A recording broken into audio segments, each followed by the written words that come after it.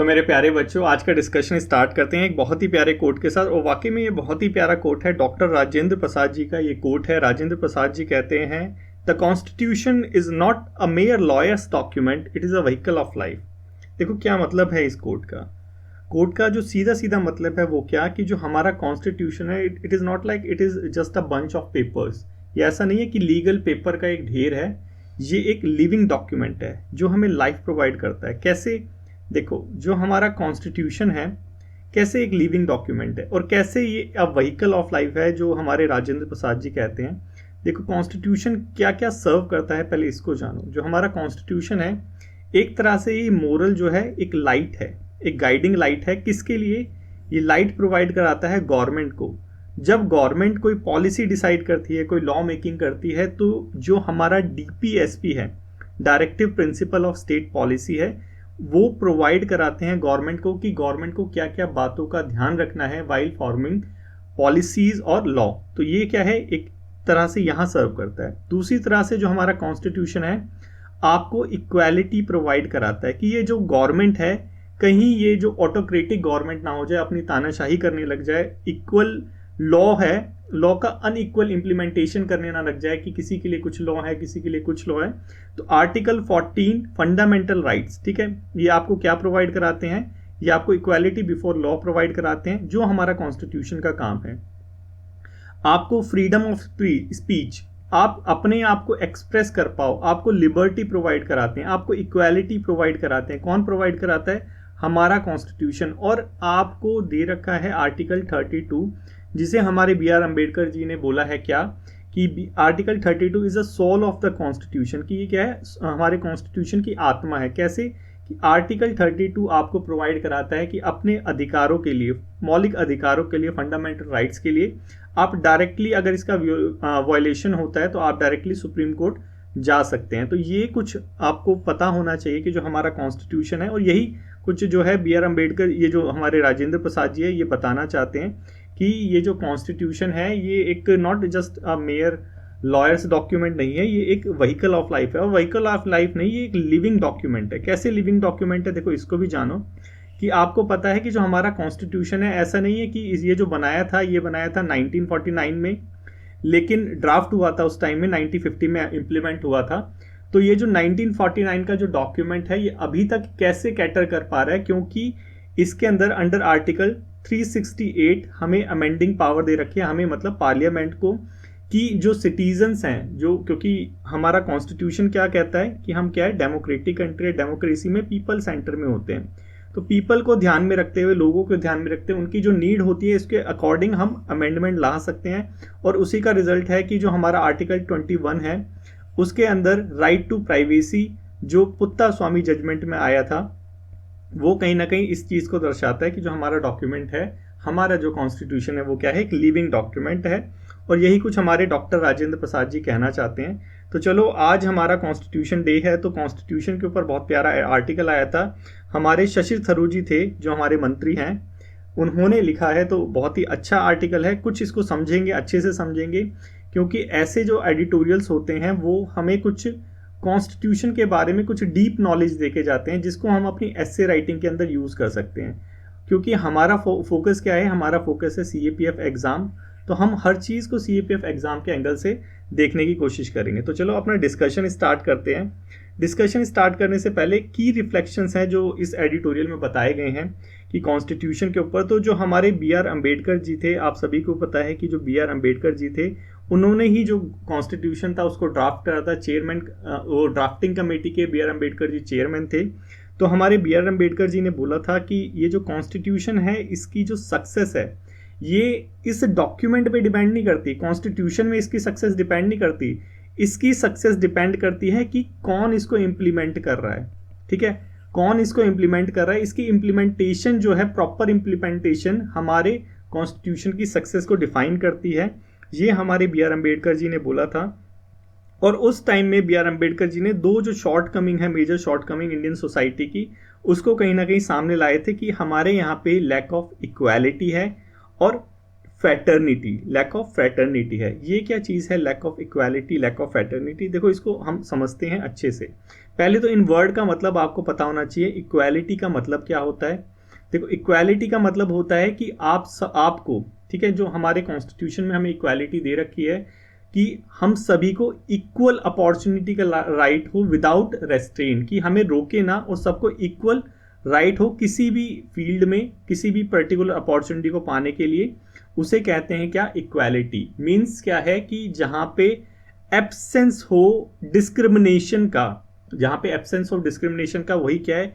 Equality. ठीक है। Fraternity और देखो ये इक्वालिटी कैसे एनफोर्स होती है? देखो, इस इक्वालिटी को एनफोर्स करने के लिए हमारे पास है फंडामेंटल राइट्स, हमारे पास है वोटिंग राइट्स। ठीक है, ये इक्वालिटी वहां पे हम फॉलो कर सकते हैं। अब ये जो इक्वालिटी है इसके भी दो रूप हैं। एक तो होती है पॉलिटिकल इक्वालिटी, एक होती है हमारी इकोनॉमिक इक्वालिटी। तो पॉलिटिकल इक्वालिटी जैसे राइट टू वोट है, हमारा जो एडल्ट सफरेज है, वो हमें क्या प्रोवाइड कराता है? पॉलिटिकल इक्वालिटी की जो अमीर है चाहे वो गरीब है, चाहे वो प्रधानमंत्री है, चाहे वो अभिनेता है, चाहे वो एक स्टूडेंट है, चाहे वो एक भिखारी है, सबके पास क्या है? एक वोटिंग राइट है, इक्वल वोटिंग राइट है, सबका जो वोट है इक्वली काउंट होता है। तो यही क्या है? यही तो है पॉलिटिकल इक्वालिटी। इकोनॉमिक इक्वालिटी, देखो हमारे जो डीपीएसपी है वो हमें कहीं ना कहीं इकोनॉमिक इक्वालिटी प्रोवाइड कराने की तरफ डायरेक्ट करते हैं, लेकिन हमारी कंट्री में इकोनॉमिक इक्वालिटी कहीं ना कहीं अभी भी कमी है इस चीज़ की। ठीक है, इस चीज़ को एडिटोरियल में भी बताया गया है। फिर फैटर्निटी क्या होती है? देखो, फैटर्निटी को कहते हैं ब्रदरहुड। जहां पे सेंस ऑफ ब्रदरहुड होता है उसे हम क्या कहते हैं? फ्रेटर्निटी। ठीक है, क्या चीज प्रोवाइड कराती है ये सेंस ऑफ ब्रदरहुड हमारे कॉन्स्टिट्यूशन में? क्योंकि पेपर 1 के अंदर ये बहुत ही सिंपल आम क्वेश्चन है और आ भी रखा है। लिबर्टी के बारे में क्वेश्चन आया था आपके यहाँ पे सीएपीएफ के पेपर 1 में। तो जो फैटर्निटी होती है, ब्रदरहुड होता है। ठीक है, लेकिन कौन प्रोवाइड कराता है इसको? देखो, सिंगल सिटीजनशिप हमारे कॉन्स्टिट्यूशन में सबके पास, ऐसा नहीं कि कोई तमिलनाडु का है तो उस पर तमिलनाडु की सिटीजनशिप होगी, कोई असम का है तो उस पर असम की सिटीजनशिप होगी, सब पे सिंगल सिटीजनशिप है। और यही कहीं ना कहीं किसकी तरफ इशारा करती है? फैटर्निटी की तरफ, ब्रदरहुड की तरफ। इसके अलावा फंडामेंटल ड्यूटीज जो आर्टिकल 51A में हमें प्रोवाइड कराई गई है, तो ये कहीं ना कहीं इशारा करती है किसकी तरफ? फैटर्निटी, ब्रदरहुड की तरफ। ये इंप्लीमेंट करती है वो चीज़। ठीक है, तो यहाँ पे हमने देखा इन दो वर्ड का मतलब, इक्वालिटी और फैटर्निटी का मतलब। और हमारे बी आर अम्बेडकर जी कहते हैं कि इन दो चीज़ों की हमारे इंडिया के अंदर, इंडियन सोसाइटी के अंदर कमी है। क्योंकि हम देखते हैं कि कैसे इकोनॉमिक वे में हमारे साथ भेदभाव होता है, अमीर के साथ अलग ट्रीटमेंट होता है, गरीब के साथ अलग ट्रीटमेंट होता है। अब ये जो इक्वालिटी है, कास्ट बेस भी डिवाइड हो जाती है। किसी कास्ट के साथ कैसा बिहेवियर होता है कि यूपी जैसे स्टेट में हमें आए दिन देखने को मिल जाता है कि रिलीजियस बेस पे डिस्क्रिमिनेशन होता है। तो वहाँ पे कहीं ना कहीं सोसाइटी में इक्वालिटी की कमी है, यही हमारे बी आर अम्बेडकर जी कहते हैं। और इसी की वजह से जो फैटर्निटी है वो कहीं ना कहीं कमी है। और देखो, यहाँ पे ये भी बता रखा है कि इनका इंटरट्विन नेचर है, लिबर्टी का, इक्वालिटी का और फैटर्निटी का, कि ये तीनों जो चीज़ें हैं आपस में इंटरट्विन्ड है। अगर ये दोनों चीज़ें हम प्रोवाइड कराएंगे तभी तो जो है सोसाइटी एक होगी, सोशल कोहेशन होगा। अब एक वर्ड और आ गया, लिबर्टी। देखो, ये तो क्वेश्चन भी आ रखा है लिबर्टी का। तो लिबर्टी होती क्या है? देखो, अगर रोक नहीं है, रेस्ट्रेंट नहीं है, तो उसे क्या कहते हैं? लिबर्टी। लेकिन इसका मतलब ये नहीं है कि रोक नहीं है तो आपको कुछ भी करने की छूट हो। देखो, हमारा कॉन्स्टिट्यूशन में रीजनेबल रिस्ट्रिक्शन दे रखे हैं, और ये जो लिबर्टी है ये आपको हमारा कॉन्स्टिट्यूशन ही प्रोवाइड कराता है। कैसे?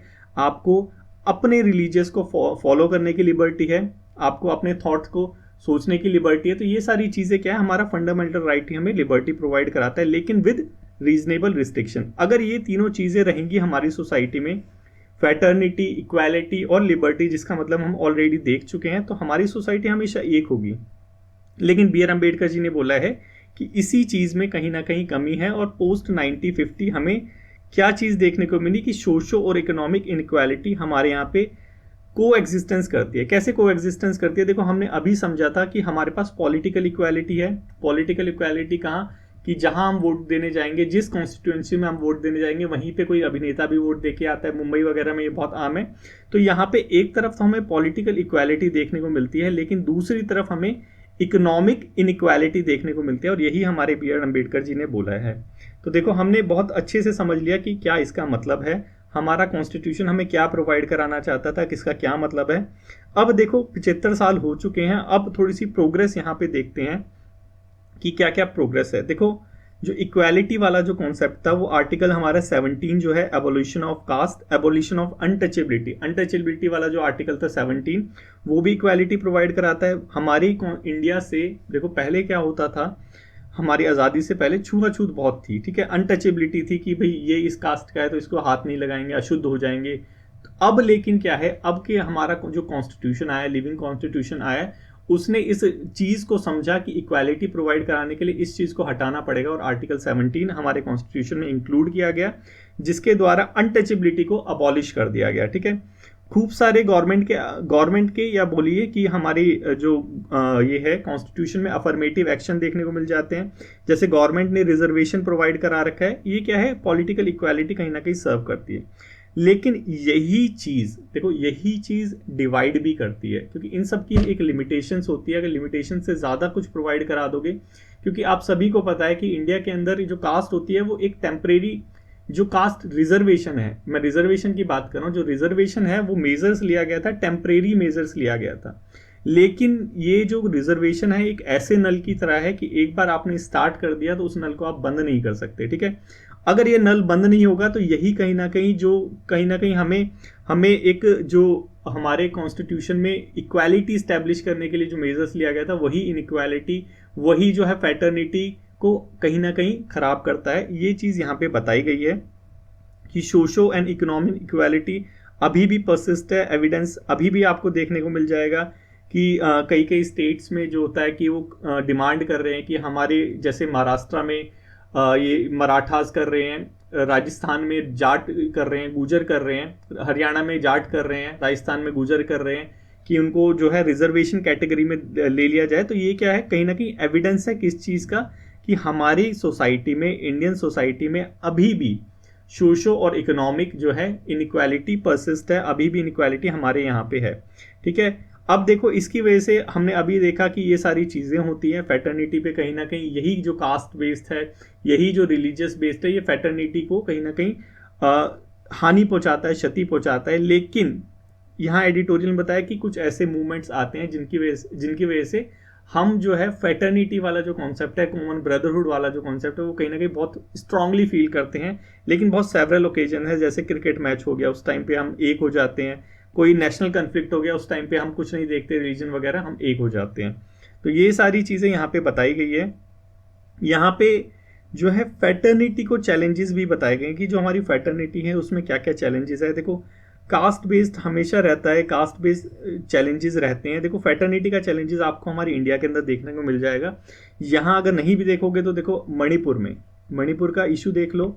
मणिपुर में क्या हो रहा है, दो भाई आपस में लड़ रहे हैं, क्योंकि वो इंडियंस हैं, दोनों ही इंडियंस हैं, मैती और कुकीज दोनों ही इंडियन है, दोनों आपस में लड़ रहे हैं, किसके लिए, रिजर्वेशन के लिए। इकोनॉमिक इनइक्वालिटी की वजह से जो फैटर्निटी है कहीं ना कहीं उसमें कमी आई है, ठीक है, उसमें कहीं ना कहीं कमी आई है, उसको क्षति पहुंची है, किसकी वजह से, इकोनॉमिक इनइक्वालिटी की वजह से। सेम चीज़ आप राजस्थान या हरियाणा में देख सकते हैं कि वहाँ पे जो जाट होते हैं वो कुम्हारों से लड़ते हैं। क्यों लड़ते हैं, सेम रीजन, रिजर्वेशन का, ठीक है। आप देखेंगे कि जो साउथर्न स्टेट है, नॉर्थ, अब यहाँ से थोड़ा सा बाहर निकलो तो देखो लैंग्वेज भी जो है वो भी डिवाइड करने का काम करती है। कैसे काम करती है कि हिंदी और नॉन हिंदी ये दोनों स्टेट हमेशा लड़ते रहते हैं, नॉर्थर्न स्टेट और साउथर्न स्टेट हमें देखने को मिलता रहता है इशू इस चीज़ का। तो ये क्या चीज़ है। और देखो एक चीज़ और, इसकी वजह से क्या होता है, इकोनॉमिक इनइक्वालिटी की वजह से जो हमारी फैटर्निटी है कैसे खतरे में आ जाती है, कि आप देख सकते हैं कि बहुत सारे एग्जाम्पल है इसका, कि जो बिहार के जो लोग होते हैं वो हरियाणा में नहीं, महाराष्ट्र में काम करने जाते हैं, तो वहाँ पे एक मूवमेंट चलता है, बॉयकॉट बिहारी मूवमेंट। तो ये क्या चीज़ है, वो इंडिया के अंदर है, लेकिन फैटर्निटी वाली फीलिंग खत्म हो गई है, किसकी वजह से, सिर्फ इकोनॉमिक रीजन की वजह से। जॉब अपॉर्चुनिटी, रिजर्वेशन, ये सारी चीज़ों की वजह से आपस में ये सारी चीज़ें होती हैं। तो ये जो चीज़ें हैं कौन कौन सी, फैटर्निटी हो गई, कॉमन ब्रदरहुड जो फंडामेंटल ड्यूटी है, जो हमारा सिंगल सिटीजनशिप है जो एनफोर्स करता है, इक्वालिटी हो गई हमारी, पॉलिटिकल इकोनॉमिक इक्वालिटी हो गई, और हमारी लिबर्टी हो गई। ये तीनों चीज़ें कहीं ना कहीं इंटरट्विन है। अगर इसमें से एक भी चीज़ हटा दोगे तो दूसरी चीज़ अपने आप ऑटोमेटिकली खतरे में आ जाएगी। और यही चीज़ें हम जो अपने डेली लाइफ में देखने को मिलती हैं हमें। तो यही सारी चीज़ यहाँ पे भी बताई गई है। अब यहाँ पे जो है जो अभी कंटेम्प्रेरी जो कॉन्स्टिट्यूशनल कंसर्न है उनके बारे में बताया गया कि अभी क्या क्या प्रॉब्लम्स है। वैसे ऑलरेडी हम डिस्कस कर चुके हैं। देखो, कॉन्स्टिट्यूशन को आपको पता है हमारे 75 साल हो चुके हैं, ठीक है, 106 अमेंडमेंट हो चुके हैं, लेकिन इसके बाद भी जो हमारा कॉन्स्टिट्यूशन है अभी भी वैसे का वैसा बरकरार है। क्यों? क्योंकि ये एक लिविंग डॉक्यूमेंट है। ये it is not a mayor of document, paper legal document नहीं है। ये एक लिविंग डॉक्यूमेंट है जो कैटर करता है, जो सेटिस्फाई करता है करंट की डिमांड को।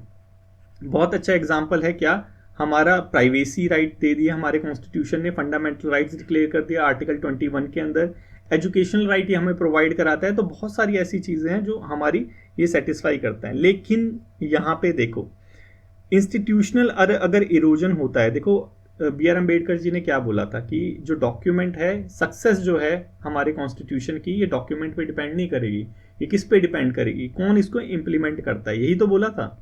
तो इम्प्लीमेंट कौन करता है? इंस्टीट्यूशनल बॉडीज तो करती है।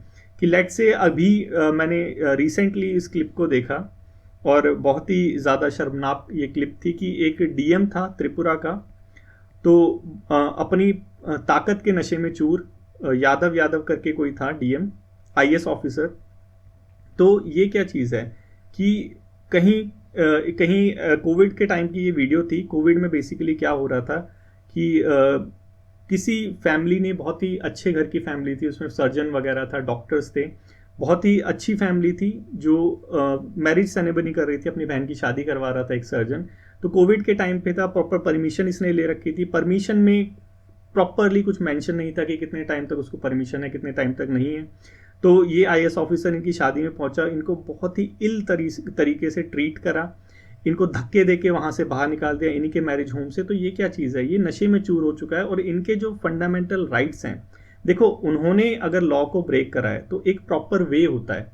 ऐसा नहीं है ना कि वो लोग अपराधी हैं। उन्होंने अगर लॉ को ब्रेक करा है तो एक प्रॉपर वे होता है, उनको आप प्रॉपर तरीके से, क्योंकि उनके पास इंडिविजुअल डिग्निटी तो है, क्यों हमारा कॉन्स्टिट्यूशन डिग्निटी भी तो प्रोवाइड कराता है हमें, उन पर डिग्निटी तो है। तो वो कैसे उनको इल ट्रीट कर सकता है? अगर तुम्हें अरेस्ट करना है तो प्रॉपर वे में अरेस्ट करो, जो कार्रवाई है वो करो, कोर्ट डिसाइड करेगा हु यू आर, कि तुम कौन हो डिसाइड करने वाले। तो यही क्या चीज़ है, हमारे बी आर अम्बेडकर जी बोलते हैं कि जो इम्प्लीमेंटर है, जो इंस्टीट्यूशनल है, इंस्टीट्यूशंस हैं, ये इंस्टीट्यूशन ही तो है, वो डिसाइड करेंगे कि हमारा जो कॉन्स्टिट्यूशन है उसका इम्प्लीमेंटेशन कैसा होगा, इसकी ये सक्सेस होगा या फेलियर होगा। तो यही यहाँ पे बताया गया कि इंस्टीट्यूशनल इरोजन्स हो रहा है, कैसे पार्लियामेंट ढंग से फंक्शन नहीं कर रहा, कैसे ढंग से फंक्शन नहीं कर रहा। देखो पार्लियामेंट में आपको सभी को पता है, लोकसभा में क्या हो रहा है कि जो बिल है बिना डिबेट के पास हो रहे हैं। आप देखेंगे तो इसका जो रेशियो है डिबेट का वो डाउन होता जा रहा है, कि पहले जो बिल थे कितने टाइम तक ये हाउस में रहती है हमारी असेंबली, ये सारी चीज़ें कहीं ना कहीं डाउन होता जा रहा है। अगर देखो डिबेट और डिस्कशन नहीं होगा तो पार्लियामेंट की फंक्शनिंग जो होगी कहीं ना कहीं उस पर भी तो सवाल उठ जाएगा। तो यही सारी चीज़ यहाँ पे बताई गई है कि जो हमारे इंस्टीट्यूशनल इरोजन्स हो रहे हैं, तो ये हमारी डेमोक्रेटिक हेल्थ के लिए अच्छा नहीं है। और यहाँ पे हमारा इंटरनेशनल असेसमेंट भी किया गया है, जिसको बताया कि हमारी इंडिया क्या है, इलेक्ट्रल ऑटोक्रेसी है, it is not a democracy, जहाँ पे इलेक्शन होके कोई आ तो जाता है लेकिन वो फिर अपनी ऑटोक्रेसी दिखाता है, मनमानी दिखाता है, जैसे यहाँ पे हमारे डीएम साहब ने दिखाई थी। तो यही सारी चीज़ यहाँ पे बताई गई कि यही हमारे कॉन्स्टिट्यूशन कंसर्न है प्रेजेंट टाइम के, कि पावर का मिसयूज हो रहा है कहीं ना कहीं। तो यहाँ पे लास्ट में सॉल्यूशन बताया गया है। सॉल्यूशन क्या बताया गया है कि अकाउंटेबिलिटी एस्टेब्लिश करने की ज़रूरत है। अम्बेडकर जी कहते हैं कि अगर पोस्ट इंडिपेंडेंस, देखिए इंडिपेंडेंस हो गया, अगर ये हमारा कॉन्स्टिट्यूशन फेल हो जाता है, कुछ भी हम प्रॉब्लम फेल करते हैं, तो उसके जिम्मेदार कौन होंगे? हम खुद होंगे। ये जो कॉलोनियल रूल था वो जिम्मेदार नहीं होगा, इसके जिम्मेदार हम खुद होंगे। ठीक है, ये चीज़ आपको समझनी चाहिए। और यहाँ पे बताया कि 75 साल हो चुके हैं, अब हमें ये मूवमेंट आ गया है कि एक बार रिफ्लेक्ट करके देखें कि हमारे कॉन्स्टिट्यूशन में क्या क्या शॉर्ट कमिंग्स है, उसको कैसे दूर किया जाए, ताकि हम अपने कॉन्स्टिट्यूशन के जो प्रिंसिपल हैं, प्योर प्रिंसिपल हैं, बहुत पवित्र जो प्रिंसिपल्स हैं, उसको अपहोल्ड कर सके, ताकि इस कंट्री को एक डेमोक्रेटिक कंट्री बनाया जा सके, जो ऑटोक्रेटिक कंट्री बनती जा रही है, जो हमें इस डीएम साहब के इंसिडेंट में देखने को मिला। ठीक है, तो आपके लिए एक प्रैक्टिस क्वेश्चन है, थोड़ा सा इसको फिलोसफिकल टाइप में लिखने की कोशिश करना। आपको आज से ही डिसाइड करना है कि क्या आपको ये एग्ज़ाम क्लियर करना है 2025 का। करना है तो भाई लिखना पड़ेगा, राइटिंग इसमें एकदम मेन है। और एक चीज़ मैं आपसे हाथ जोड़ के विनती करूँगा कि अगर, क्योंकि आप में से बहुत सारे बच्चे हैं जो हमारे CAPF एग्ज़ाम को क्लियर करेंगे। CAPF एग्ज़ाम को क्लियर करने के बाद असिस्टेंट कमांडेंट बनेंगे। देखो असिस्टेंट कमांडेंट बनने के बाद जब आप पे पावर आ जाती है, तो इस पावर के नशे में चूर मत हो जाना, और जो आपके ऊपर डिपेंड है वो कांस्टेबल्स, वो हेड कांस्टेबल, वो ASI जो आपके सब ऑर्डिनेट्स हैं, उनको आप ह्यूमंस की तरह तो एटलीस्ट ट्रीट करना। इससे ज़्यादा मैं आपसे नहीं एक्सपेक्ट करता, लेकिन एटलीस्ट उनको ह्यूमन की तरह ट्रीट करना, ठीक है। तो ये सारी चीज़ें हैं, आपको थोड़ा सा ध्यान रखना है, थोड़ा सा लिखने का ट्राई करना है, राइटिंग कीजिए और इंसानियत में रहिए, ठीक है। चलो अब चलते हैं अपने नेक्स्ट आर्टिकल की तरफ। कॉन्स्टिट्यूशन डे के ऊपर ही ये आर्टिकल है हमारा। देखो क्या आर्टिकल है, आप सभी को पता है आज हमारा कॉन्स्टिट्यूशन डे है। इसको दूसरे नाम से भी जानते हैं कॉन्स्टिट्यूशन डे को, नेशनल लॉ डे या संविधान दिवस, ठीक है। इसको थोड़ा सा याद रखना। 26 नवंबर को हर साल बनाया जाता है। कौन से मिनिस्ट्री इसके लिए रिस्पॉन्सिबल है? Ministry of social justice and empowerment, ठीक है। इतना थोड़ा सा याद रखना। अब कुछ की इंफॉर्मेशन है जिसको हम देखेंगे, की इंफॉर्मेशन अबाउट द कॉन्स्टिट्यूशन। तो इससे रिलेटेड, क्योंकि प्रीवियस ईयर में ऑलरेडी क्वेश्चन आ चुका है, तो आपको की इंफॉर्मेशन तो एटलीस्ट पता होनी चाहिए कॉन्स्टिट्यूशन की, कि हमारा जो कॉन्स्टिट्यूशन है वो लॉन्गेस्ट रिटन कॉन्स्टिट्यूशन है किसी भी कंट्री का पूरे वर्ल्ड में। और ये जो ओरिजिनली लिखा गया था, देखो ये चीज़ बहुत कम लोगों को पता होती है, क्योंकि ये चीज़ बहुत कम जगह लिखी हुई है कि हमारा जो, क्योंकि ये आपको बुक्स में नहीं मिलेगा जो मैं आपको पढ़ाता हूँ, ये सारी चीज़ जगह जगह से कलेक्ट करके मैं आपके लिए लाता हूँ। ये बुक्स में नहीं मिलेगा, ना लक्ष्मीकांत में मिलेगा, ना आपको लूसेंट में मिलेगा। कि जो हमारा कॉन्स्टिट्यूशन है ये 2 लैंग्वेज में लिखा गया था, इंग्लिश और हिंदी के अंदर। और इस कॉन्स्टिट्यूशन को हैंड से, हाथ से भी लिखा था, कैलीग्राफी में। वो कौन थे? वो थे प्रेम बिहारी नारायण रायजादा, प्रेम बिहारी नारायण रायजादा, ठीक है। और जो पेज था उसको डेकोरेट किया था, किसने किया था? Artist from Shanti Niketan under the guidance of Nandlal Bose. मतलब कि जो कैलीग्राफी में लिखा था वो लिखा था प्रेम बिहारी जी ने, और नंदलाल बोस के गाइडेंस के अंदर शांति निकेतन में इस डॉक्यूमेंट को थोड़ा सजाया गया था, डेकोरेट किया था। जो हमारा कॉन्स्टिट्यूशन है इसको बनाने में 2 साल 11 महीने 18 दिन से ज़्यादा लगे, ठीक है। 2 साल 11 महीने 18 दिन से ज़्यादा लगे। और इसका जो बेसिक स्ट्रक्चर है वो कहीं ना कहीं कहाँ से लिया गया है? वो लिया गया है गवर्नमेंट ऑफ इंडिया एक्ट 1935 से, गवर्नमेंट ऑफ इंडिया एक्ट 1935 से। देखो जो हमारा कॉन्स्टिट्यूशन है, ये चीज़ हमारी प्रेम्बल में भी लिखी है कि जो हमारा कॉन्स्टिट्यूशन है वो कैसा कॉन्स्टिट्यूशन है? सॉवरिन है। सॉवरिन का क्या मतलब होता है बच्चों? देखो सॉवरिन का मतलब होता है कि जो हमारी गवर्नमेंट है, ठीक है, उसको अपने इंटरनल मैटर और एक्सटर्नल मैटर को डिसाइड करने की इंडिपेंडेंस है, किसी के दबाव में वो नहीं करता। यही है हमारी सॉवरिनिटी।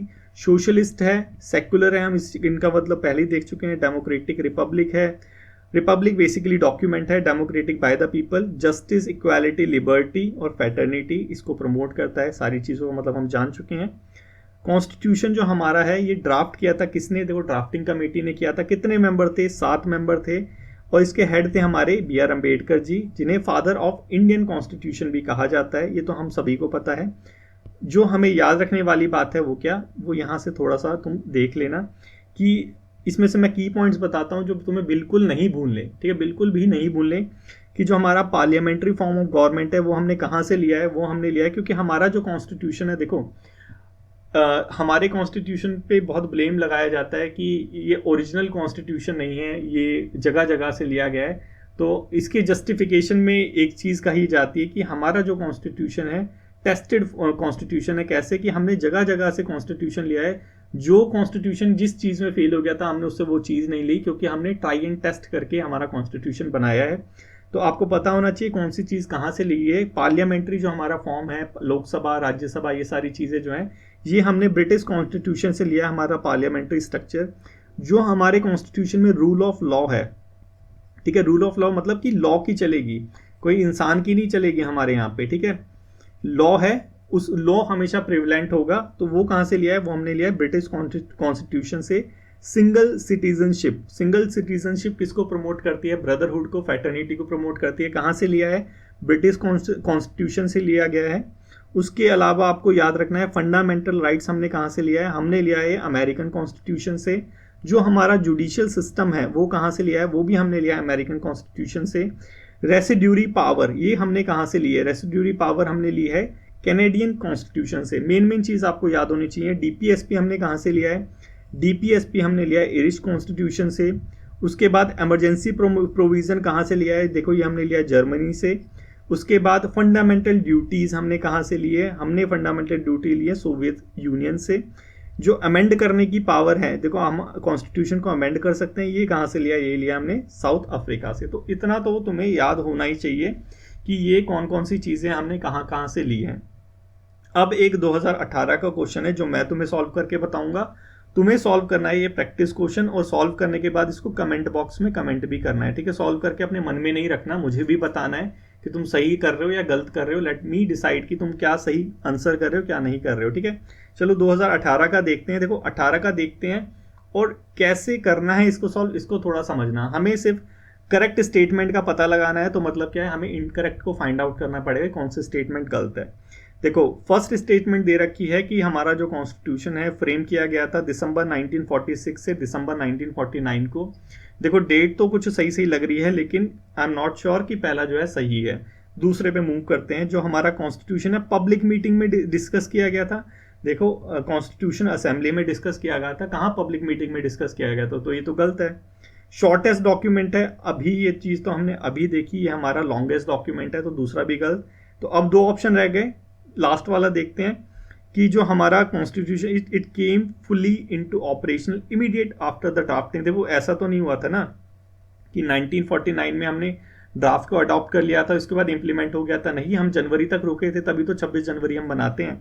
तो ये भी गलत हो गया, तो पहला ऑटोमेटिकली सही हो गया। तो तुम्हें क्या करना है, ऐसे ही हर एक स्टेटमेंट को टेस्टिफाई करना है, उसको देखना है, एनालाइज करना है कि सही है गलत है, और अपनी सही आंसर तक पहुंचना है, ठीक है। ये चीज़ तुम्हें करनी है।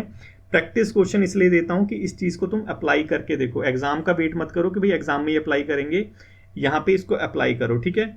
इसको कमेंट बॉक्स में कमेंट करना। नेक्स्ट पे हम चलते हैं, गेलेफू। देखो गेलेफू अभी न्यूज़ में है और ऐसा वर्ड है थोड़ा यूनिक सा। भूटान के अंदर गेलेफू एक जगह है जिसको जो भूटानी वहाँ के प्राइम मिनिस्टर है वो इसको एक ग्रीन सिटी बनाना चाहते हैं, नेट जीरो एमिशन वाली सिटी बनाना चाहते हैं। और भूटान तो अपने आप में बहुत फेमस है इन सब चीज़ों के लिए। तो अभी कोऑपरेटिव वाला कुछ चल रहा है, हम ऑलरेडी डिस्कस कर चुके हैं कि हमारे प्रधानमंत्री ने इनॉग्रेट करा था। जो हमारे कोऑपरेटिव मिनिस्टर हैं अमित शाह जी, उन्होंने चेयर करा था इसको। तो ये सारी चीज़ें हम ऑलरेडी डिस्कस कर चुके हैं अपने प्रीवियस डेली डिस्पैच डिस्कशन में। इसमें हम सिर्फ गेलेफू की तरफ थोड़ा सा ध्यान देना चाहते हैं कि अभी हमारे जो प्रधानमंत्री जी हैं नरेंद्र मोदी जी, और जो प्राइम मिनिस्टर हैं भूटान के शेरिंग टॉगबे, ठीक है, उन्होंने गेलेफू सिटी के ऊपर थोड़ा सा वो करा है कि इसको क्या करना है, बिगेस्ट कोऑपरेटिव प्रोजेक्ट वहाँ पे लेके आएंगे, जीरो कार्बन सिटी बनाएंगे। ये सारी चीज़ है। देखो ये तो पता ही है आपको कि हमारी इंडिया के अंदर, नई दिल्ली के अंदर पहला global conference of international cooperative alliance हो रहा है। कौन इनॉग्रेट कर रहा है, हमारे मोदी जी। बस यही न्यूज़ थी। न्यूज़ बेसिकली क्या थी, न्यूज़ तो गेलेफू की थी, ठीक है। गेलेफू को हमें करना था क्योंकि ये तो हम ऑलरेडी देख चुके हैं, ठीक है। हम ये जो हमारा ICA है इसके बारे में अच्छे से डिस्कस ऑलरेडी कर चुके हैं, और मंथली मैगजीन आ चुकी है। उसको डाउनलोड करना है तो आप वेबसाइट पे thelearners.co.in की वेबसाइट पे जाके डाउनलोड कर सकते हैं अपने CAPF वाले पोर्शन में, और उसके अंदर ICA के बारे में बता रखा है, ठीक है। अब आपके पास प्रैक्टिस क्वेश्चन है, आपको बताना है कि इसका सही आंसर क्या है। देखो इसका आंसर तुम्हें सर्च करना पड़ेगा क्योंकि यहाँ मैंने बता नहीं रखा है, लेकिन यहाँ मैंने एक हिंट दे रखा है। चलो इसको मैं सॉल्व करके बताता हूँ तुम्हें कि यहाँ मैंने कैसे हिंट दे रखा है। देखो इतनी सी इंफॉर्मेशन है तुम्हारे पास, इसके बेस पे अगर ऐसा क्वेश्चन आ जाए तो तुम उसको कैसे सॉल्व करोगे, क्योंकि यहाँ पे क्लियरली तो तुम्हें मैंने बताया ही नहीं कि कहाँ पे है हमारा ये गेलेफू, ठीक है। तो यहाँ पे अब एकदम एग्जैक्ट जगह पूछी है कि गेलेफू माइल्डफुल सिटी है कहाँ पे सिचुएटेड है। हमें पता है भूटान में सिचुएटेड है क्योंकि हमारे नरेंद्र मोदी जी और ये जो भूटान के शेरिंग टोगबे जो है उसने कुछ करा था अभी कोऑपरेटिव, उसमें इतना तो हमें याद रहेगा, ठीक है। लेकिन हम ये भूल जाएंगे कि भाई है कहाँ पे। भूटान में एग्जैक्टली पूछा है कि नॉर्थन भूटान में, साउथर्न में, ईस्टर्न में, वेस्टर्न में। देखो ये बांग्लादेश के पास तो हो नहीं सकता, नेपाल के पास तो हो नहीं सकता, तो ये है कहाँ, तो देखो असम से थोड़ा सा ऊपर की साइड है, असम से लगा हुआ है थोड़ा सा, ये अगर असम है तो ये हमारा गेलेफू है। इसीलिए इंडिया के अंदर ये सारी चीज़ें हो रही हैं। बस इतना थोड़ा सा याद रख लो तो आंसर तुम्हारा निकल जाएगा, ठीक है। अब है मेज, ठीक है। मेज क्या चीज़ है, देखो बेसिकली मेज क्या है, एक टेलीस्कोप है। पहले तो ये इतना याद रखो कि मेज है क्या चीज़, क्योंकि मेज देखते ही कहीं चूहा याद ना आ जाए। ये क्या है, टेलीस्कोप है। करेगा क्या ये टेलीस्कोप, देखो गामा रे जो है हमारे जो हमारा अंतरिक्ष है वहाँ पे गामा रेज को डिटेक्ट करने का काम करेगा ये टेलीस्कोप। फुल फॉर्म क्या है? मेजर एटमॉस्फेरिक चरकोव एक्सपेरिमेंट टेलीस्कोप, ठीक है। करने का क्या काम करेगा? गामा रे को डिटेक्ट करने का काम करेगा। कहाँ पे है ये? हमारी इंडिया के अंदर। ये है हमारी लद्दाख के अंदर, लद्दाख में हैनले में है। और इसमें खासियत क्या है? ये हाईएस्ट है पूरे वर्ल्ड का। पूरे वर्ल्ड में इतनी ऊंचाई पे आज तक कोई भी टेलीस्कोप नहीं है। वो कौन है? हमारा हैले लद्दाख में मेस टेलीस्कोप, ठीक है। किसने लगाया है? क्या इसमें यूएस की एजेंसी वगैरह है? बिल्कुल नहीं है, सारे हमारे देसी हैं। कौन कौन? भाभा आ गया, टाटा आ गया, इलेक्ट्रॉनिक कॉर्पोरेशन ऑफ इंडिया आ गया, और IIA आ गया, एस्ट्रोफिजिक्स का हमारा जो इंडियन इंस्टीट्यूट है वो आ गया। गामा रे के बारे में बस दो चीज़ थोड़ी सी याद रखो कि शॉर्टेस्ट इसकी वेवलेंथ होती है और हाईएस्ट इसमें एनर्जी होती है, ठीक है। बस दो चीज़ ये याद रखो। और क्या किस चीज़ को डिटेक्ट करने के लिए? बस ये याद रखो। प्रैक्टिस क्वेश्चन है, इसको आंसर करने की कोशिश करो। कमेंट बॉक्स में 2 हो गए आपके लिए। अब है पैन 2.0। ये क्या चीज़ है पैन 2.0? देखो, Indian express, the Hindu, PIB तीनों चीज़ में ये था कॉमन, तो थोड़ा सा इंपॉर्टेंट तो हो ही जाता है। बस तुम्हें क्या याद रखना है? तुम्हें याद रखना है पैन क्या है। बेसिकली हमारा जो नॉर्मल जो पैन कार्ड था ना, उसको थोड़ा सा एडवांस कर रहे हैं। 2.0 इसको कर दिया पैन 2.0, तो कैबिनेट ने अभी इसको मंजूरी दी है। इसमें करेंगे क्या? जो नया आएगा हमारा पैन कार्ड, उसमें QR कोड लगा होगा। जैसे हमारा आपको पता है ना, UPI जब चालू हुआ था, UPI में एक QR कोड लगा हुआ था, वैसे ही सेम QR कोड पैन में लगेगा। UPI ने देखो हमारी जो लाइफ है कितनी ईजी बना दी। पहले हमें ATM से पैसे निकलवाने पड़ते थे, ठीक है। जो डिजिटलाइजेशन है कहीं ना कहीं वो काफ़ी ज़्यादा इफेक्ट हो गया था हमारी इंडिया के अंदर, कि इंडिया में डिजिटलाइजेशन तो हो ही नहीं पा रहा था। कि कभी सोच के देखो कि आप जब अगर 2016 या 2014 की बात देखो, कि जब मैं उस टाइम को देखता हूँ, तो उस टाइम में क्या था कि कोई सोच भी नहीं सकता था कि आप कभी गोलगप्पे खाने जाओगे, आप डिजिटली उसको पैसे दोगे। कभी कोई सोच इमेजिन भी नहीं कर सकता था। तो ये चीज़ जो कमाल है UPI ने करके दिखा दिया, और ऐसा ही कुछ कमाल अब पैन करके दिखाएगा, पैन 2.0। इसके अंदर क्या होगा? आपकी सारी जो आपकी इंफॉर्मेशन है टैक्स रिलेटेड, ठीक है, आपकी ऑफिशियल जो डिटेल्स हैं, बैंक अकाउंट से लिंक वगैरह, आपका जो भी फाइनेंशियल वाला जो डिटेल है, वो सारी इससे अटैच होगी। कंप्लीटली पेपरलेस है, ऑनलाइन मोड में है। इसमें एक चीज़ है कॉमन आइडेंटिफायर वो बिजनेस। ये क्या चीज़ है? देखो, ये है क्या चीज़ कि जो पैन होगा अभी जो बिजनेस है, जो अभी जो बिजनेसेस होते हैं, उनको क्या करना पड़ता है? बिजनेस के लिए अलग से आधार ID लेके आओ, अलग से बिजनेस का आधार बनता है, अलग से बिजनेस के 10 तरह के डॉक्यूमेंट बनते हैं। तो ये जो पैन होगा, ये क्या होगा? एक कॉमन आइडेंटिफायर होगा बिजनेस के लिए, एक कॉमन ID प्रोवाइड कराएगा सब बिजनेस को, ये वाला पैन, कि उसके बेस्ड पे जो किसी बिजनेस की पूरी जो डिटेल होगी वो वहाँ पे प्रोवाइड होगी। बस यही चीज़ यहाँ पे बताया गया है कि बहुत ज़्यादा सुविधा होगी बेसिकली, जो टैक्स डिपार्टमेंट है उनको भी, जो गवर्नमेंट ऑफिशियल्स हैं उनको भी, और जो बिजनेसेस हैं उनको भी। ये चीज़ यहाँ पे बताई गई है, और ये कहीं ना कहीं प्रमोट कर रही है किसको? डिजिटल इंडिया को, कि हमारा भारत जो है डिजिटल बनेगा, वही हमारा अच्छा भारत बनेगा, ठीक है। अब आपको भी कोशिश करनी है अच्छे भारत बनाने की। कभी आपके पास पावर आ जाती है तो उसका मिसयूज़ मत करना बच्चों, बस इतना मैं आपसे हाथ जोड़ के रिक्वेस्ट करता हूँ। क्योंकि जो पावरलेस है, कभी उसके सामने आप पावर दिखाते हो ना, तो उसको बहुत बुरा लगता है। तो आपके पास ये थर्ड हमारा क्वेश्चन है। इस तीसरे क्वेश्चन को अटेम्प्ट करने की कोशिश करना, और कमेंट बॉक्स में कमेंट करना। मैं आपकी कमेंट का रिप्लाई ज़रूर करता हूँ, ठीक है। So thank you so much. अगर आपको पसंद आया हो, आपको समझ आया हो, तो लाइक और शेयर करना ना भूलें, और थोड़ा मुझे ही बताइए कि सर मैं कैसा, आपको समझ आता है या नहीं आता, ठीक है। Thank you so much for today discussion.